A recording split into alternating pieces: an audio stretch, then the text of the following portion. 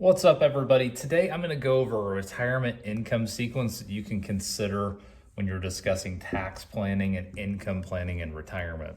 So a mistake I often see sometimes is somebody will come in and they've built up a good taxable savings or brokerage account.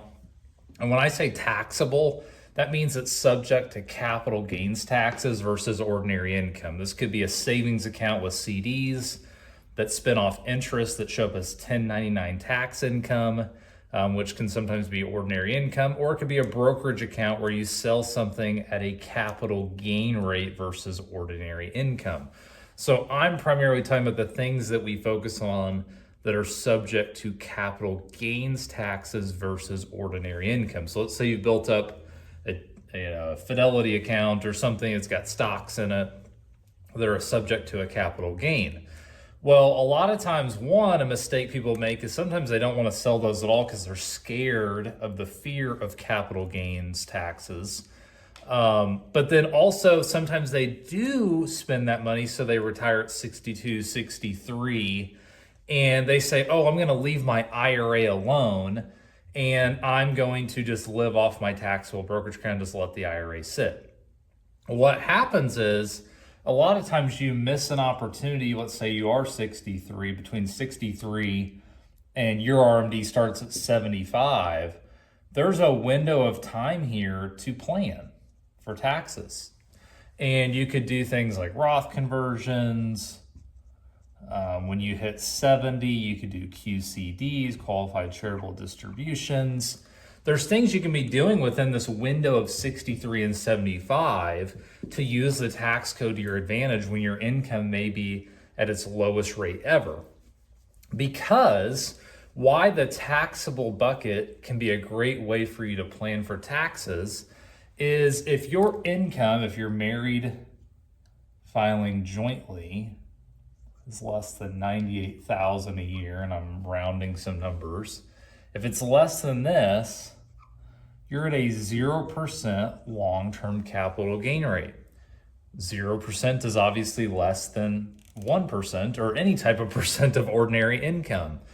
Well, if you're not taking Social Security yet, and let's say you built up a couple $100,000 in a taxable brokerage account, well, now what you could explore doing is if you're not showing any ordinary income, now we have a window between 0 and $98,000, and we're not even getting into standard deduction here and talking about some of the wiggle room there. But now we have a $98,000 window that we can consider things like Roth conversions to get some of your IRA money into a Roth IRA. So now what we're able to do is we're able to shift money at a really low income tax rate. Typically at this rate, you're in the 12% income tax rate. You're able to shift this money over a period of time, sequence by sequence, but you're still at a 0% long-term capital gain rate. So you're able to give yourself some income to live on over this period of time, while between the age of 63 and 75, you're gradually converting money into your Roth at a lower tax rate. Because what happens, everybody, and I've talked about this in other articles and videos, is if you're under 200,000, so you're under, you most likely don't have a tax risk. You know, your RMD, what the government's going to make you take, is going to be very little if you're under $200,000 and you're under the age of 65. Definitely over the age of 68, you really don't have a lot of risk.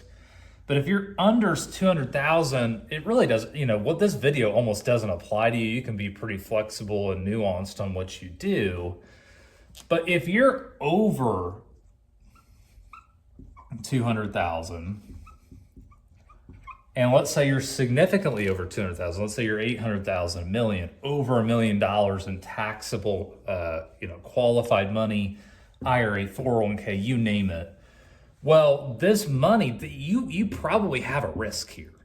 And so we need to be diligent. We need to be proactive And the mistake is a lot of people just sit idle and they say, oh, I'm just going to let it grow, let it grow, let it grow. But if you're 63 and you just let that money sit idle and it goes from, let's say, 300,000 to 800,000. Well, you're going to now, not only would you have had RMDs, but now you're going to have a higher RMD, and that could maybe raise the cost on your Medicare premiums, whatever it may be associated, but you're going to have a number that you're then locked into RMD wise that you could have been proactive in planning, especially at 300,000. Guys, if you're in this scenario where you got taxable money, you can easily shift this money over a 12-year period. I mean, you're going to have very little tax consequence to shift this money into a tax-free environment. Plus, I tell people a dollar lost in taxes is a dollar gone forever. And what happens is once you get over 73, 75, it becomes very erosive on your wealth. And so because you're young enough, you can shift that money into a Roth tax-free environment at a lower tax rate than in the future, using taxable money at a 0% rate potentially. But now this Roth money has time to compound and grow. And what we tend to find is that early Roth conversion planning between 59 and 64, but even from 65 to 68, it adds anywhere from 0.5% to 1.5% compounded annual rate of return to a portfolio. Now, obviously it's case by case, it's not guaranteed, it depends on your circumstance and situation, but it's if you're in this window between 59 and 68 and you have over $200,000 in qualified money. And so if you're in this position and you check some of these boxes, you're a great candidate to get some money shifted, see some return long-term on a compounded basis by being in a tax-free environment, but also leveraging capital gains. You can actually use it to your favor. Do all that saving, all that work actually benefited you, and looking to say, hey, can we end up in a 0% long-term capital gain rate? Or if you've been a really high income earner, you may not even be phased hearing 15%. Maybe you're able to shift some crazy amounts of money because you've built up, multiple seven figures in an IRA.